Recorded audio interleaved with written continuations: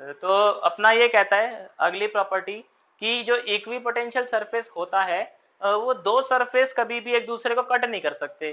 क्यों नहीं कर सकते, आपको क्या लगता है? कट कर देंगे तो क्या दिक्कत हो जाएगी? ओ, डायरेक्शन नहीं नहीं नहीं नहीं, देखो क्या पोटेंशियल वेक्टर है। नहीं तो फिर डायरेक्शन की बात नहीं कर सकते यहाँ पे हम। बताओ बाजी, क्या लगता है?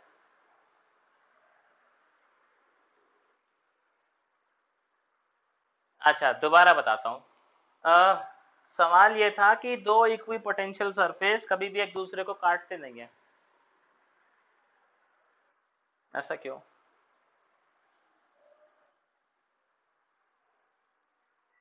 अरे यार कुछ तो सोचो। हाँ, और कुछ इक्वी पोटेंशियल सरफेस की डेफिनेशन क्या है कि पूरे सरफेस पे क्या चीज कांस्टेंट रहती है?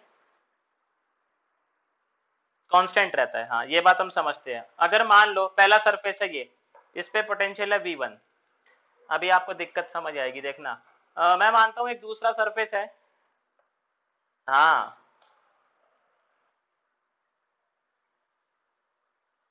हाँ, वो अपनी डेफिनेशन को ही वो कर जाएगा। समझ गए प्रॉब्लम?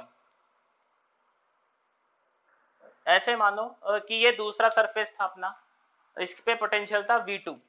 अगर ये दोनों एक दूसरे को कट कर देते हैं तो जो इनका पॉइंट ऑफ इंटरसेक्शन है, यानी कि ये जो लाइन है, ये जो लाइन होगी इनकी जहां पे इंटरसेक्ट कर रहे हैं, यहाँ पे कितने पोटेंशियल पॉसिबल होंगे?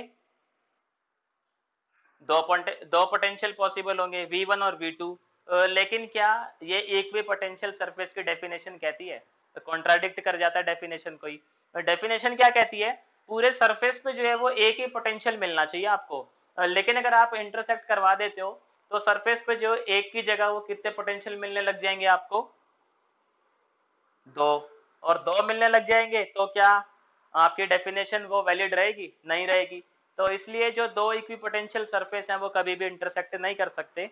आप पेपर में लिखोगे अगर इंटरसेक्ट करते हैं तो अपनी डेफिनेशन को ही वो कॉन्ट्राडिक्ट करते हैं, तो जो कि पॉसिबल नहीं है। बात समझ गए ये वाली? कि किसी को डाउट है इसके अंदर? है डाउट किसी को इसके अंदर? हाँ, चलो। तो इसके बाद देखो एक प्रॉपर्टी और है, वो और समझते हैं।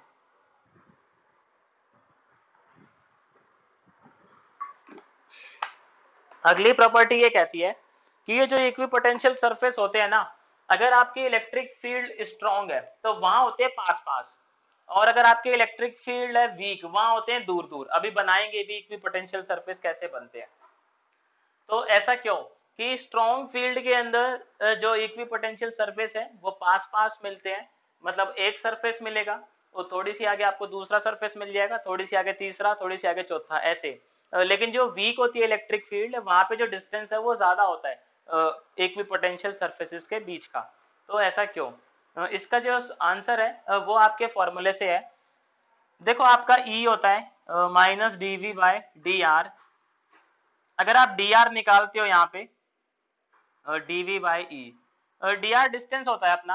आप क्या कहते हो, अगर आपका सरफेस है इक्वी पोटेंशियल, इक्वी पोटेंशियल पे ये चीज तो हटा ही दो आप, ये तो कांस्टेंट रहने वाली है पोटेंशियल वाली जो बात है।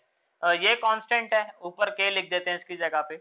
अब होगा क्या, अगर आपकी इलेक्ट्रिक फील्ड स्ट्रांग होगी, यानी कि अगर इसकी वैल्यू ज्यादा होती है तो जो डिस्टेंस है उसकी वैल्यू कम हो जाती है। और अगर इसकी वैल्यू जो है वो कम होती है इलेक्ट्रिक फील्ड की, तो डिस्टेंस की वैल्यू जो है वो ज्यादा बढ़ जाती है। तो आपको बस इतनी सी बात बतानी है उसके अंदर कि अगर आपकी इलेक्ट्रिक फील्ड स्ट्रांग है, इलेक्ट्रिक फील्ड और डिस्टेंस का जो रिलेशन है वो इनवर्स का है पोटेंशियल के रिस्पेक्ट में। अगर आप देखते हो तो आप बताओगे कि अगर इलेक्ट्रिक फील्ड स्ट्रांग होगी अपनी, तो जो अपने डिस्टेंस है वो कम होगा। डिस्टेंस कम होगा तो एक भी पोटेंशियल सरफेस पास पास मिलेंगे। लेकिन अगर इलेक्ट्रिक फील्ड अपनी वीक है तो अपना जो है डी आर की वैल्यू ज्यादा आएगी, तो मतलब जो डिस्टेंस है इक्वी पोटेंशियल सर्फेसिस का वो आपको ज्यादा मिलेगा। आने के चांसेस बहुत ही रेयर है। चांसेस बताऊं क्या है, इसके डायग्राम बनाने को आते हैं इक्वी पोटेंशियल सर्फेस के, तो वो इंपॉर्टेंट है। उन्हें और देखते हैं। पहले बताओ ये तीन प्रॉपर्टी जो है इसमें किसी को कोई डाउट?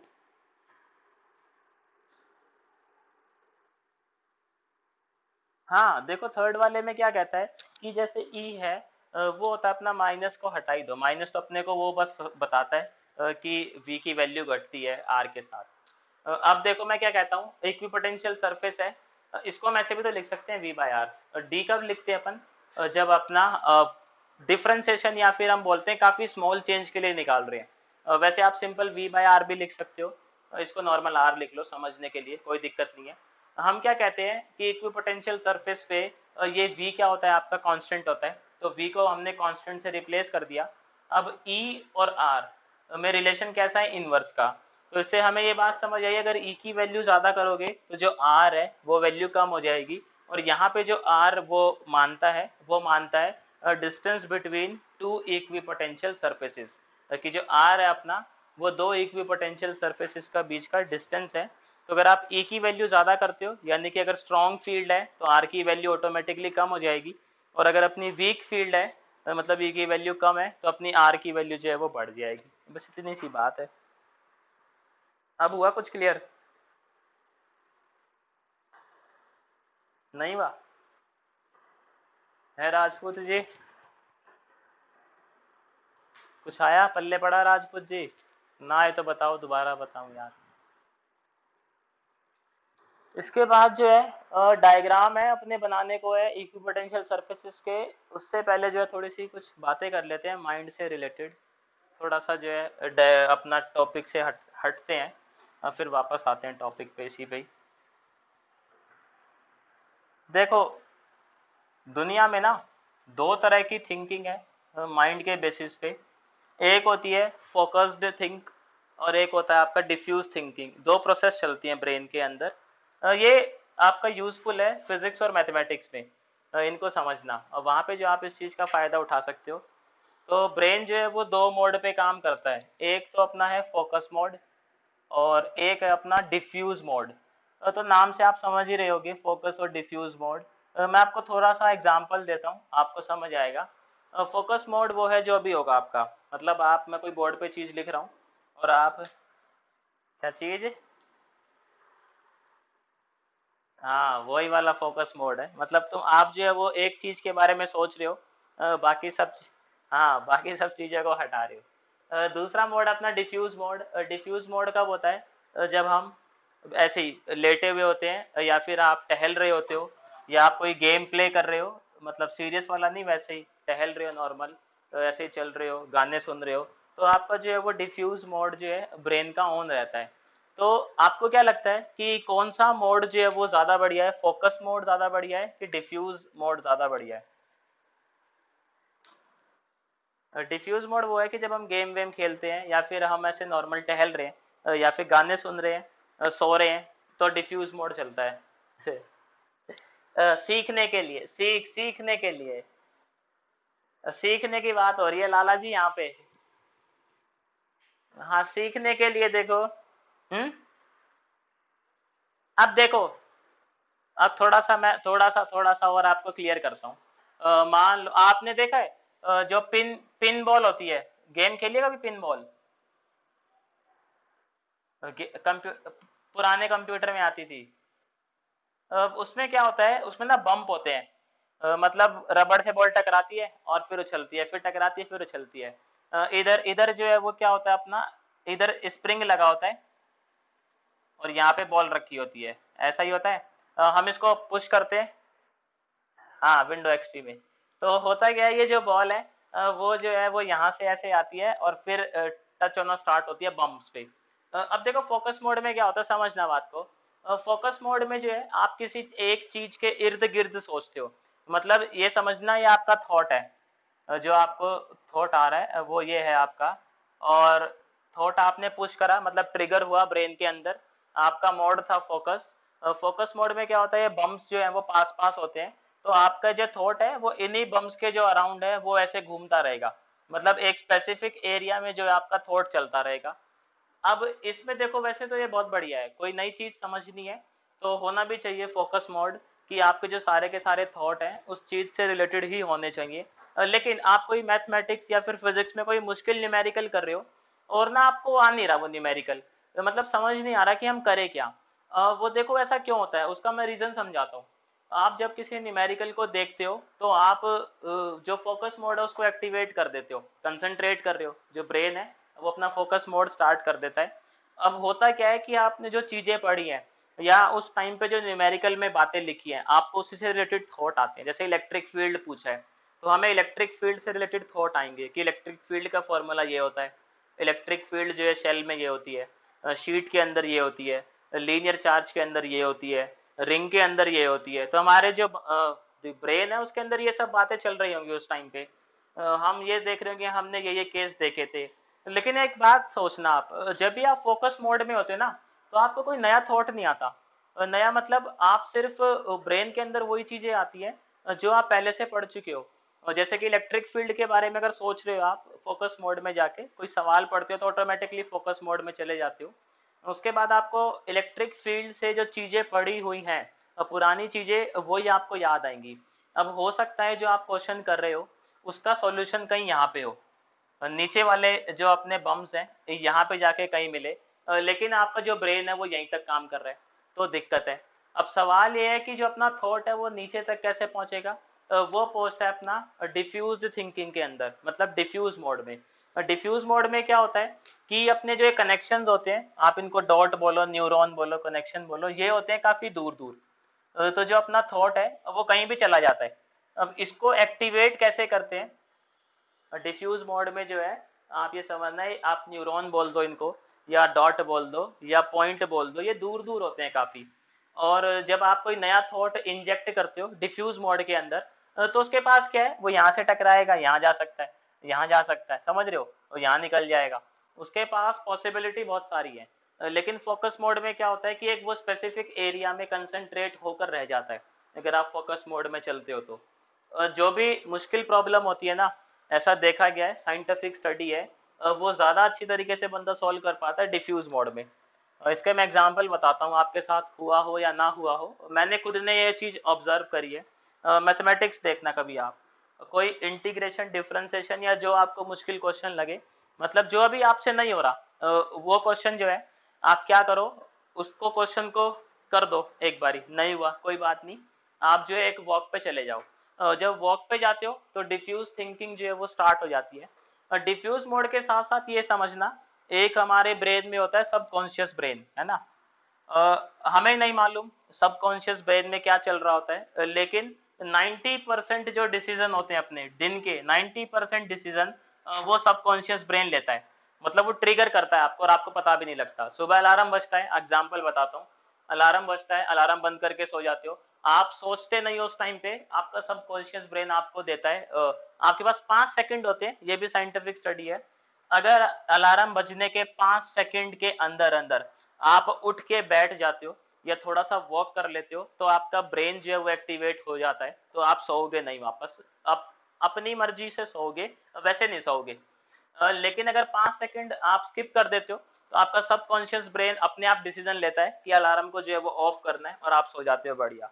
बहुत सारे ऐसे टास्क हैं, जैसे गेम खेलनी है या फिर पढ़ाई करनी है, आप सोचते नहीं हो और उससे पहले ही आपका सबकॉन्शियस ब्रेन जो है वो ट्रिगर कर देता है, भाई खेलना है, पढ़ाई से बचना है, वहाँ पे पेन है अपने पास। तो आप ये जो है ना, मानो या ना मानो, जितने भी आप दिन में चीजें देखते हो कहीं ना कहीं सबकॉन्शियस ब्रेन उससे इन्फ्लुएंस होता है। जैसे आप पूरे दिन अगर न्यूज देखते हो नेगेटिविटी वाली, मारकाट वाली, जेब कतरों की, चोरी चारी, तो आप ये सोचोगे ऊपर से कि भाई हमें कोई फर्क नहीं पड़ता, लेकिन कहीं ना कहीं आपका सबकॉन्शियस ब्रेन जो है उस चीज को कर रहा है स्टडी, और आपकी जो है धीरे धीरे थिंकिंग वैसी हो जाएगी, आपको पता भी नहीं लगेगा। मतलब ये कमाल है सबकॉन्शियस ब्रेन जो है ना। इस पे पूरी की पूरी बुक है, एक और ऑथर है अपना मुर्फी करके, इंडियन ही है, डॉक्टर मुर्फी, उनकी बुक है पावर ऑफ सबकॉन्शियस ब्रेन। तो वो पढ़ लेना अगर किसी को इंटरेस्ट हो सबकॉन्शियस ब्रेन के बारे में जानने में। काफ़ी पावरफुल है अपने पास ये टूल ब्रेन का। मतलब ये लगा लो 90% डिसीजन ले लेता है और पता भी नहीं लगता हमें दिन के। इसके बाद देखो, आपसे मैं पूछूं कि जैसे डिफ्यूज मोड है ये, तो लॉजिक क्या कहता है कि कोई भी आप मुश्किल प्रॉब्लम सॉल्व करते हो और आपसे नहीं हो रहा है, क्यों नहीं हो रहा है, क्योंकि आपने फोकस मोड जो है उसको ऑन किया हुआ है, और फोकस मोड में जो उसका सॉल्यूशन है ही नहीं, तो कोई फायदा होगा भी नहीं कंसंट्रेट करके, क्योंकि सॉल्यूशन नहीं मिलेगा। लेकिन फोकस मोड से जैसे ही आप डिफ्यूज मोड पे जाते हो तो डिफ्यूज मोड में तो आप कुछ करते नहीं हो, मतलब नॉर्मल टहल रहे हो या गाने सुन रहे हो, लेकिन उस टाइम पे आपका सब कॉन्शियस ब्रेन उस वाली प्रॉब्लम को प्रोसेस करता है, जो आपने प्रॉब्लम देखी होती है। आपने सुना होगा साइंटिस्ट लोग कहते हैं कि रात को सोने से पहले पढ़ के सोना चाहिए। उसका भी रीजन है, साइंटिफिक रीजन है। वो यही वाली बात है, जो मुश्किल प्रॉब्लम है ना, मुश्किल प्रॉब्लम रात को करो और आपसे नहीं हो रही, सो जाओ। आपका सबकॉन्शियस ब्रेन जो इसको प्रोसेस करेगा। और बहुत बार ऐसा होता है कि आप कहीं चल रहे हो और या आप किसी और ही काम को कर रहे हो और आपको एकदम से सॉल्यूशन स्ट्राइक कर जाता है कि अरे यार इसको तो मैं ऐसे भी सॉल्व कर सकता हूँ। और वो ऐसा सॉल्यूशन होता है जो आपने पहले नहीं सोचा होता कि इसका जो है इस तरीके से भी आंसर आ सकता है। मैंने ये मैथमेटिक्स में बहुत बारी। हाँ, पढ़ के नहीं महाराज, जैसे आपने रात को मान लो क्वेश्चन को ट्राई कर लिया, क्वेश्चन नहीं हो रहा आपसे, आपने पूरी जी जान लगा दी, अब आप क्या करो, सो जाओ। जरूरी नहीं मिल ही जाएगा, लेकिन मैं ये कह रहा हूँ कि अगर फोकस मोड में रहोगे तो ये जरूरी है कि नहीं मिलेगा, ये कंफर्म है। वो मिलेगा तभी जब ब्रेन डिफ्यूज मोड में जाएगा, मतलब आपके थॉट जो है वो थोड़े और आप एक्सप्लोर करोगे, ब्रेन जो है करेगा एक्सप्लोर, क्योंकि फोकस मोड में एक स्पेसिफिक थॉट आते हैं और उनके अंदर आंसर नहीं है तो आपको मिलेगा ही नहीं। लेकिन डिफ्यूज मोड में जो थॉट्स होते हैं वो रैंडम चलते हैं, वो कोई स्पेसिफिक होता नहीं। और सबकॉन्शियस ब्रेन जो है वो प्रोसेस करता है आपकी, मान लो जैसे अभी मैं पढ़ा रहा हूँ और पढ़ाने के बाद मैं गाने वगैरह सुनने लग जाता हूँ, तो मेरा सबकॉन्शियस ब्रेन जो है वो अपने आप मुझे फीडबैक देगा कि आज जो है मैंने ये बात सही नहीं करी, या मेरे को ऐसे करना चाहिए था, बल्कि मैं नहीं सोच रहा कि मैंने कैसा पढ़ा है या फिर मैंने क्या पढ़ा है, बट स्टिल जो सबकॉन्शियस ब्रेन है वो उस चीज को प्रोसेस करता है। तो जैसे मान लो आपने रात को कोई इंटीग्रेशन का क्वेश्चन लगाया या डिफरेंशिएशन का क्वेश्चन लगाया या इलेक्ट्रोस्टैट का ही लगाया और आपसे रात को नहीं हुआ, कोई बात नहीं, सो जाओ उसको। उसके बाद सुबह देखो, अब आपको ऐसे जोर नहीं डालना कि आंसर आ जा, आंसर आ जा, नहीं, आंसर आ जा जोर डालोगे तो फिर से ये मोड आ गया, वो आंसर अपने आप स्ट्राइक करेगा। मतलब आप चल रहे हो, घूम रहे हो, आपको पता ही नहीं, एकदम से दिमाग में आएगा अरे यार उसका ये सॉल्यूशन भी हो सकता है। वो पावर है उसकी डिफ्यूज मोड की। तो जैसे होते ना, आप कहीं किसी बढ़िया इंस्टीट्यूट में जाते हो लैंग्वेज सीखने के लिए, नई लैंग्वेज, तो वो यही चीज आपको देते हैं प्रैक्टिस करने को, कि जो वोकैब है वो फोकस मोड में सीखना चाहिए। और उसके बाद आपको क्या करेंगे, वोकैब सिखाने के बाद किसी बंदे के साथ बात करने के लिए भेज देंगे कि आप उसके साथ जाके बातचीत करो, क्योंकि जब हम बातचीत करते हैं तो हम फोकस मोड में नहीं होते। आप पहले ऐसे जोर दे के सोचते थोड़ी हो मुझे क्या बोलना है, नहीं, आप बोल देते हो, वो डिफ्यूज मोड होता है अपना। तो वहाँ पे जो है ये हेल्प करता है काफी ज्यादा। मतलब मैथमेटिक्स और फिजिक्स, इन दोनों में जो है चीज बहुत कारगर है। ये मैंने खुद ने ऑब्जर्व करी है मैथमेटिक्स में, इंटीग्रेशन में खासकर। तब मुझे नहीं पता था ट्वेल्थ या आप बोल दो कॉलेज के अंदर कि ऐसी कोई चीज होती है, बट बहुत सारे इंटीग्रेशन के ऐसे क्वेश्चन है जो आपकी बुक जो है ना वो नॉर्मल एलजेब्रा से करती है।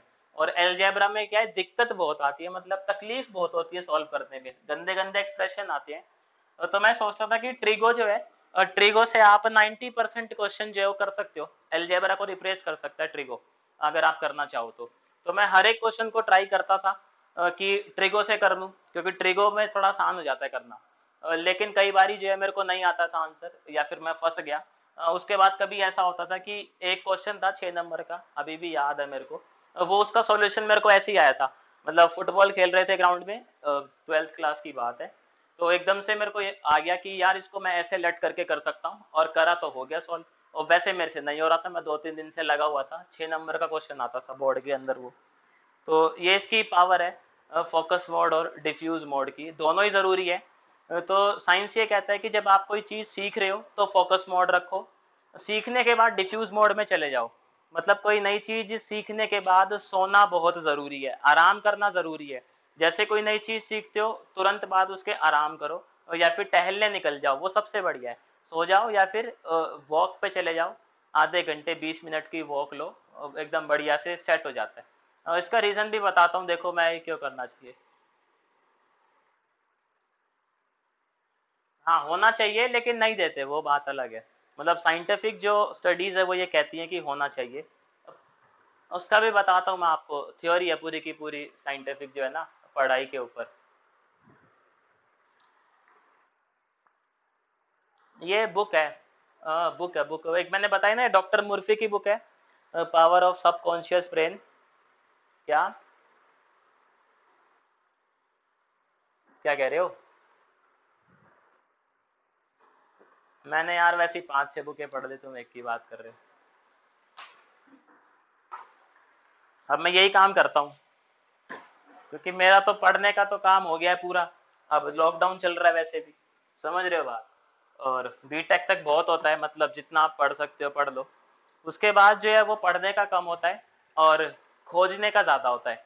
मतलब आपको रिसर्च जो है वो करनी पड़ेगी, तो उसमें पढ़ने का नहीं होता इतना, उसमें आपको सोचना पड़ता है, या फिर जो है आपको डिस्कवर करनी पड़ती हैं चीज़ें। तो मैं अब डिस्कवर करने में मेरे को कैसे आसानी होगी, इसलिए मैंने पढ़ी थी ये बुकें। और अब जो है मेरे को थोड़ा इंटरेस्ट आ गया इस चीज़ों में, तो फिर आपको ही बता देता हूँ मैं, कोई दिक्कत ही नहीं, आपका भी फायदा हो जाएगा। तो मैं यार दो चीज़ों में चल रहा हूँ, मेरी पढ़ाई तो मेरी चल ही रही है, ठीक है जो चल रही है। और इसमें देखते हैं क्या होता है, कुछ हो जाए तो भला अपना देखेंगे, है ना। सेमिनार वगैरह में करके देखेंगे, कोई नहीं। हम्म। हाँ मतलब ये वही वाले थॉट होते हैं जिसके बारे में आप पहले पढ़ चुके हो, कोई भी नया थॉट नहीं होता। मैं बता तो रहा हूँ, जैसे आप इलेक्ट्रिक फील्ड का क्वेश्चन कोई पढ़ोगे, तो आपको इलेक्ट्रिक फील्ड से रिलेटेड ही पुरानी चीजें याद आएंगी जो आपने पढ़ी हुई हैं। कोई भी ऐसी चीज याद नहीं आएगी जो आपने ना पढ़ी हो। तो वो कब होता है, इस वाले मोड में होता है कि ऐसी भी चीज आपको याद आ जाएगी जो आपने पढ़ी नहीं, मतलब एकदम से आपको लगेगा अरे तो कमाल हो गया, मैंने सॉल्व कर दिया, ऐसे अचंभा होगा मैंने सॉल्व कर दिया ये इतना मुश्किल आंसर जो है।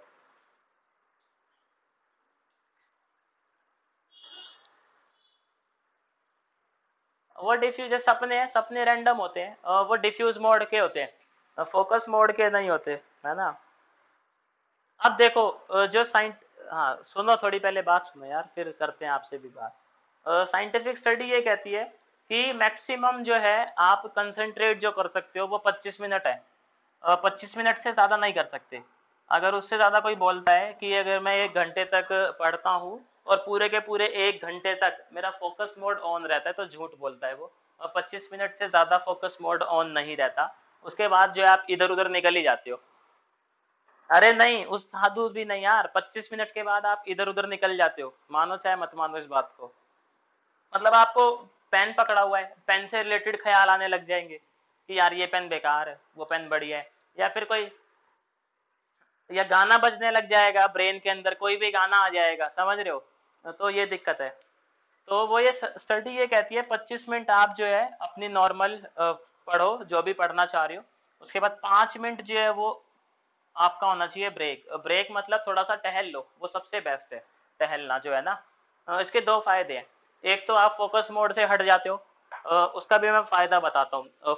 पढ़ने के बाद फोकस मोड से हटना क्यों जरूरी है अभी बताता हूँ। और दूसरा फायदा ये है, टहलने से जो है हमारी बॉडी में क्या है, जब हम बैठे रहते हैं एक जगह पे तो टॉक्सिक बनना स्टार्ट हो जाते हैं, और जब आप चलते हो तो टॉक्सिक जो है वो डिटॉक्सीफाई होना स्टार्ट हो जाते हैं, मतलब टॉक्सिक का जो लेवल है वो कम हो जाएगा। टॉक्सिक लेवल कम हो जाएगा तो आपको जो आलस है वो कम आएंगे। कभी देखना, इस चीज को ऑब्जर्व करना, क्या होता है हम पहले ना बैठ के पढ़ते हैं, फिर हमारा मन करता है यार थोड़ा ना दीवार का सहारा ले लेते हैं, और फिर थोड़ी देर बाद मन क्या करता है थोड़ा लेट ही जाते हैं, और फिर थोड़ी देर बाद सो जाते हैं। तो ये होता है टॉक्सिक की वजह से, सो ही जाते हैं यार ज्यादातर बंदे ना, मेरे जैसे तो सो जाते हैं, अगर लेट गए तो सो ही गए फिर। हाँ हाँ, मतलब आपकी बॉडी में क्या टॉक्सिक बनने स्टार्ट हो जाते हैं, टॉक्सिक से क्या है आलस आता है, अगर आपको आलस दूर करना है तो डिटॉक्सीफाई करना पड़ेगा उनको। एक तरीका तो है वॉक का, कि आप जो है वो थोड़ा सा वॉक कर लो तो जो है आपकी बॉडी डिटॉक्सीफाई हो जाएगी, तो नींद नहीं आएगी, आलस नहीं आएगा।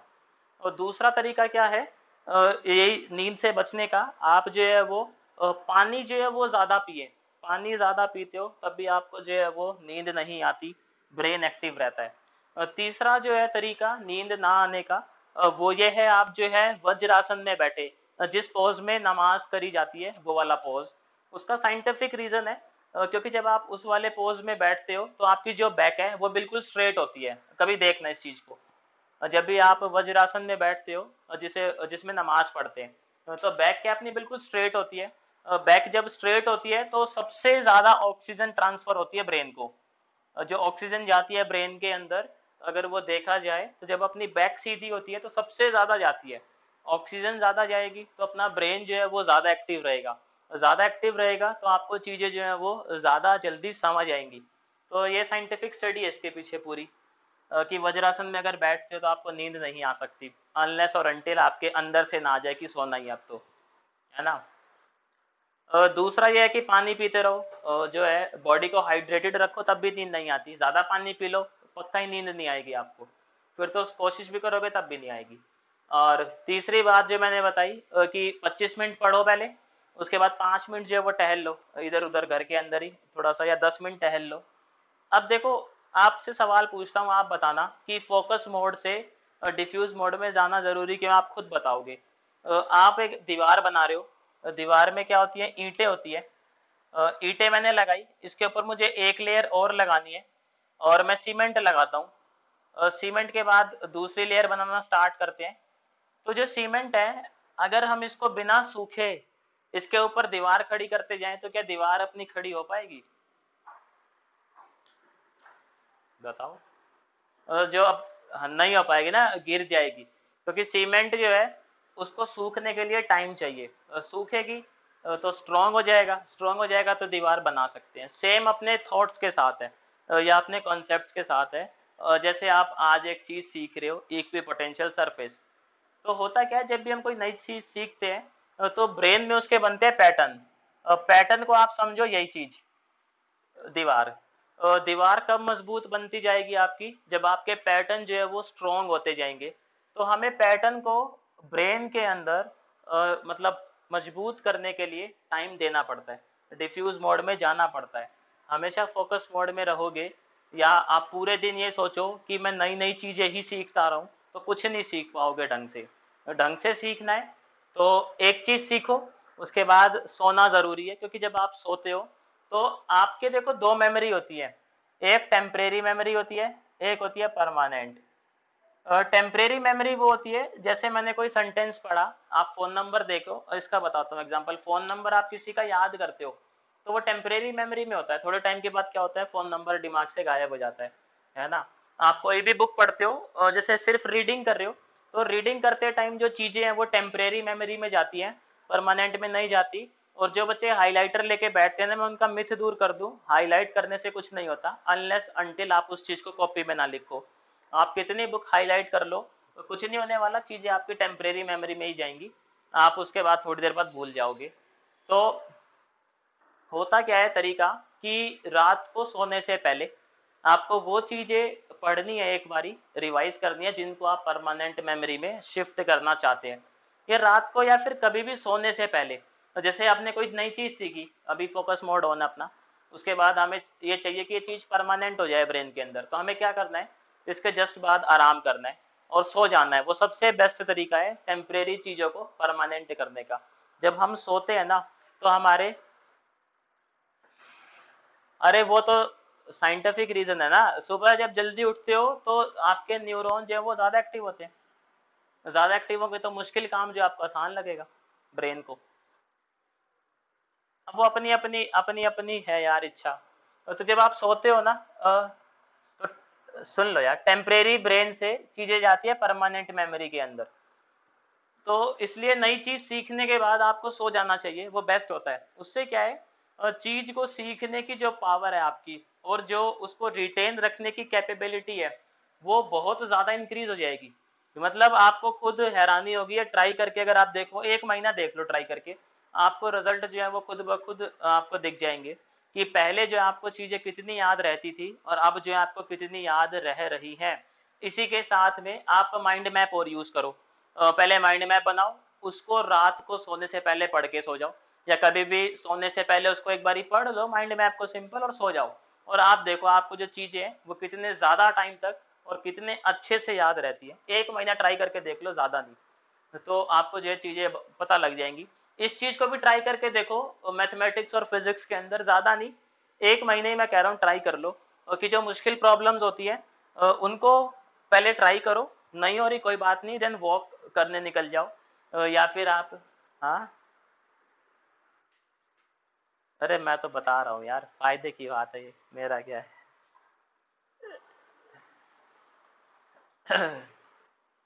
कोर्स तो यार तुम्हारा हो ही जाएगा, और ये भी बताऊं मैं कि जैसे मैंने बताया था कि अपना लेफ्ट ब्रेन जो है वो प्रोसेस करता है न्यूमेरल्स को, मतलब लॉजिक को, और राइट ब्रेन जो है वो काम करता है क्रिएटिविटी पे। तो ये बहुत ज़रूरी है कि आप जो है पढ़ाई के साथ साथ कुछ ऐसा ज़रूर सीखें जिसमें राइट ब्रेन यूज़ हो। माइंड मैप उसका एक एग्जांपल है, वहाँ पे जो आपका राइट ब्रेन यूज़ होता है लेफ्ट के साथ साथ। और भी बहुत सारी चीज़ें हैं, आपको इंस्ट्रूमेंट बजाना सीख सकते हो। हाँ, हाँ बताया होगा यार वैसा। मैं तो बता रहा हूँ कि जो है पढ़ाई के साथ साथ कुछ ऐसी चीज़ जरूर करो जहाँ पे राइट ब्रेन यूज़ हो। मतलब हो सकता है आप ड्राइंग कर सकते हो, या फिर आप जो है कैलीग्राफी सीख सकते हो, बहुत सारी चीज़ें हैं। आप जो है कोई बुक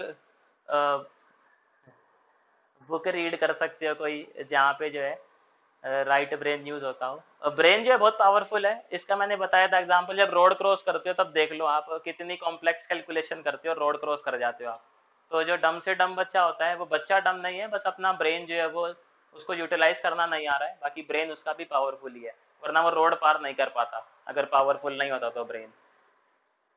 या फिर जब क्रिकेट खेलते हो तो आप जो है कितनी कॉम्प्लेक्स कैलकुलेशन करते हो, छक्का मार देते हो बिना बॉल की स्पीड को मेजर करे हाथ में पकड़ के ना। आप देखो ब्रेन कितना पावरफुल है, आप ये समझ जाते हो दूर से कि इतनी मेरे को जान से बल्ला घुमाना है तो छक्का लगेगा ही लगेगा।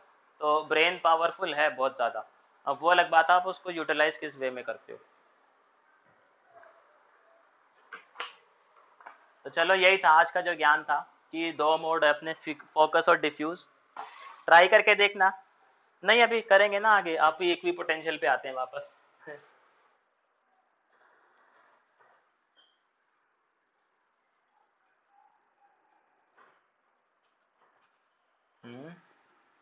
ऐड कौन सी ऐड कर दी यार मैंने, अभी ये बताना। तो मैं कोई माइंड मैप बेचता थोड़ी हूँ जो ऐड करूंगा। तो यार मैं कैसी बातें कर रहे हो लाला। तुम्हें एक बात बताओ, ये बताने में मेरा क्या फायदा हुआ है। अच्छा। अच्छा। चलो कोई नहीं, वो बैड लक था इसका। हम देखो इक्वी पोटेंशियल सरफेस जो है वो ड्रॉ करते हैं, और अभी तो ऐसा ठीक है, मतलब ऐड लग रहा है। बाद में लाला 15-15 20-20 हजार की टिकट लेके जाओगे ये ऐसे सेमिनार अटेंड करने जो होते हैं ना,